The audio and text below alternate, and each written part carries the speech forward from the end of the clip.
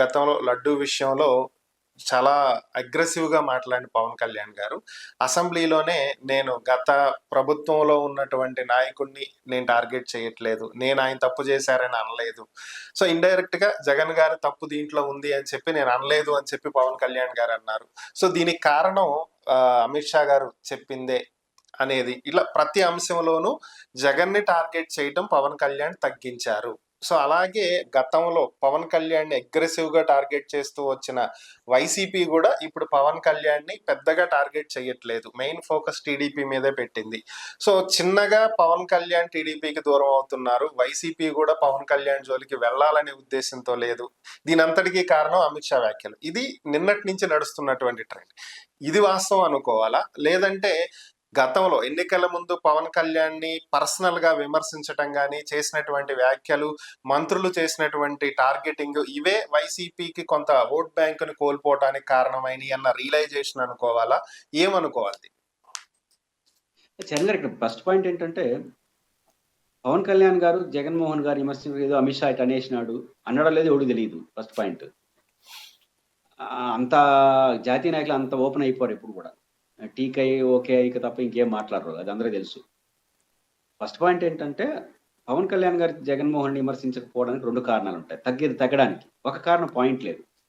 ఏ point మీద విమర్శిస్తావు? ఎన్ని రోజులు విమర్శిస్తావు? ప్రతిపక్షంలో ఉన్నప్పుడు ఈజీ, రోజు ప్రభుత్వం ఏదో తప్పు చేస్తుంది కొడతా ఉంటారు, వ్యతిరేకిస్తూ ఉంటారు. ఇప్పుడు మీరు అధికారంలో ఉంటారు, వాళ్ళు ఏం విమర్శిస్తారు రోజు? కాబట్టి పాయింట్లు రోజు రోజు తగ్గిపోతున్నాయి. జగన్మోహన్ రెడ్డి గారిని పవన్ కళ్యాణ్ గారు విమర్శించడం పాయింట్లు తగ్గిపోతున్నాయి. అది ప్రాథమిక కారణం అనుకుంటున్నాను. ఇప్పుడు మహిళల అపహరణ ఏం పాయింట్ ఉంది? ఈ 2 ఏళ్ళు ఏం చేసినారు అంటారు. రాజధాని దేంట్లో అయినా సరే మీరేం చేశారంటారు. మొన్న మీరేం చేశారు, ఇప్పుడు మీరేం చేశారని వాళ్ళు అడుగుతారు. అది ఒక బలహీనత పవన్ కళ్యాణ్ గారికి ఉంది. 2 తన పాత్ర ఏంటి క్యాబినెట్ లో కానీ రాష్ట్ర ప్రభుత్వ పాలసీలు అంటే చాలా పరిమితమైన పాత్ర ఉంది అనేది బయట కనిపిస్తా ఉంది. రెండోది పవన్ కళ్యాణ్ లో రియలైజేషన్ అమిత్ షా గారు వాళ్ళు వచ్చేదానికి తనకు తాను వచ్చుండొచ్చు. మనం జగన్ గారు అధికారంలో ఉండి మన మీద రాజకీయంగా దాడి చేసినప్పుడు అటాక్ చేస్తే ప్రజలు హర్షిస్తారు, కానీ ఆయన ఓడిపోయిన తర్వాత కూడా అటాక్ చేస్తే ప్రజల్లో సానుభూతి వచ్చేస్తుంది. పైపెచ్చు మిమ్మల్ని అవమానిస్తున్న జగన్ కాదు కదా. మీ వాళ్ళ సోదరుడు నాగబాబు గారికి మంత్రి పదవి ఇస్తానంటే 6 సంవత్సరం పైన రాజ్యసభ ఇంతవరకు రాలా. కాబట్టి వస్తున్నాయి కదా. కాబట్టి ఇక్కడ గౌరవం అంతంత మాత్రం ఉంటా ఉంది. అక్కడ జగన్ గారితో విమర్శించేస్తే ప్రజలు కూడా హర్షించరు. ఈరోజు ఆయన అధికారంలో లేడు, ఓడిపోయినంత గురించి నీకేం పని అంటారు. కాబట్టి ఆ 2 కారణాలు ఇస్తే ఆయన సైలెంట్ అయ్యారు. ఆయన కొంచెం స్లో అవుతున్నాడు, అప్పుడప్పుడు మాట్లాడుతున్నాడు.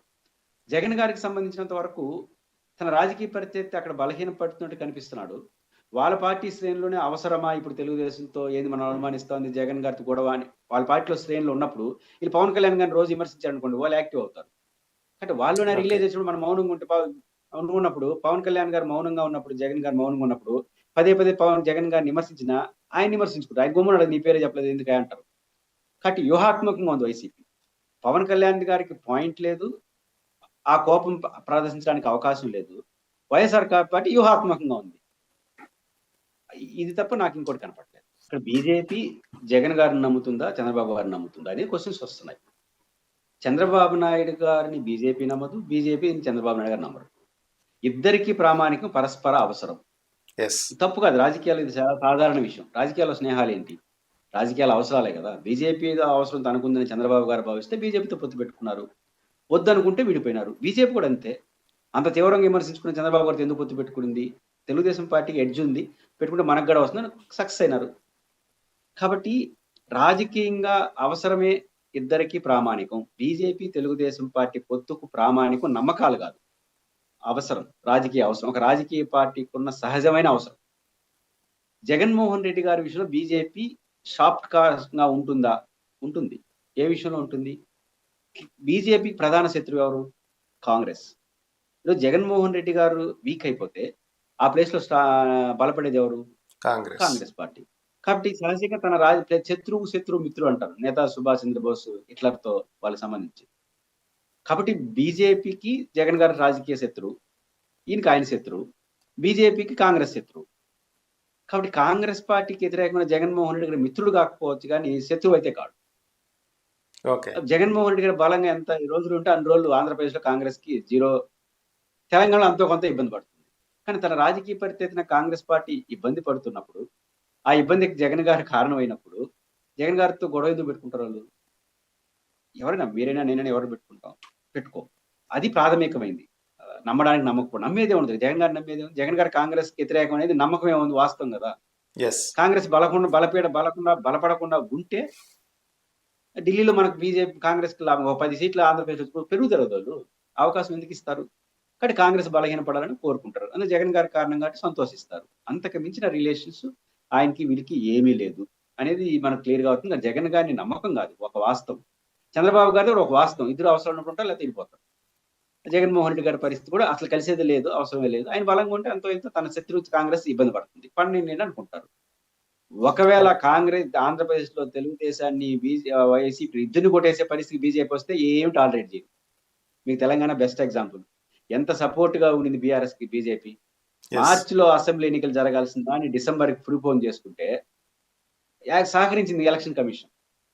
3 నెలల తర్వాత సార్వత్రిక ఎన్నికలున్నాయి. ఎవడన్నా ఒప్పుకుంటాడా? వాళ్ళు ఒప్పుకున్నారు. అంటే బీఆర్ఎస్ బలంగా ఉంటే ఎందుకు బీఆర్ఎస్ ప్రేమతో కాదు. బీఆర్ఎస్ ఆడ గెలిస్తే కాంగ్రెస్ ఓడిపోతుంది. అదే ఇప్పుడు బీఆర్ఎస్‌ని, కాంగ్రెస్‌ని రెండిటిని ఓడిస్తామని నమ్మకం బీజేపీకి వస్తే ఎట పని చేస్తుంది అక్కడ? తను ప్రత్యామ్నాయేంత వరకు తన ప్రత్యర్థికి వ్యతిరేకంగా ఉండే వాళ్ళతో గుడ్ రిలేషన్స్ మెయింటైన్ చేస్తుంది. తనే ఓకే. ప్రత్యామ్నాయం ఎవరిని వదలదు. అది బీజేపీ లక్ష్యం. అదే ఇక్కడ ఆంధ్రప్రదేశ్‌లో కనపడుతుంది. అది తప్ప ఇంకొక అనధికారిక పొత్తులేమి దీంట్లో లేవు.